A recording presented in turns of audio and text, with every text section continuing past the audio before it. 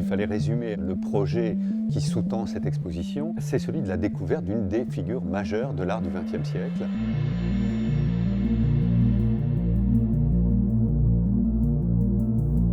Il fallait restituer à O'Keeffe un certain sentiment de l'espace. Donc on a ouvert largement l'espace du Centre Pompidou. Ce dispositif aménage des perspectives visuelles qui nous permettent d'imaginer ce qui s'est passé dans l'atelier de O'Keeffe, qui passait d'une grande peinture de fleurs à une peinture de gratte-ciel, d'une peinture de gratte-ciel à un paysage de Lake George. Et ensuite, c'est la grande rupture, 1929, sa découverte du Nouveau-Mexique, ce qu'elle va appeler « mon pays ». Et là, elle va développer une seconde phase absolument extraordinaire jusqu'à la fin de sa vie.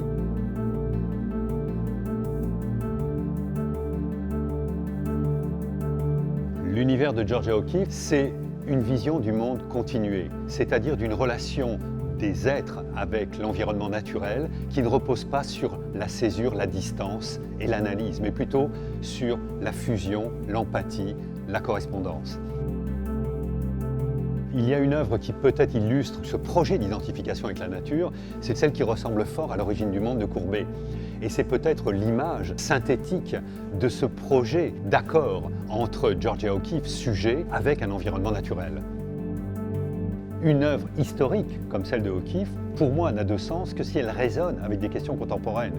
Et on voit aujourd'hui qu'effectivement, pour toute une nouvelle génération de jeunes femmes, c'est peut-être un modèle. Pour nous qui sommes confrontés à des questions de relation avec la nature, c'est peut-être une voie qu'il est bon de suivre, en tout cas un exemple philosophique. Enfin, c'est effectivement une œuvre que je dirais tout à fait actuelle.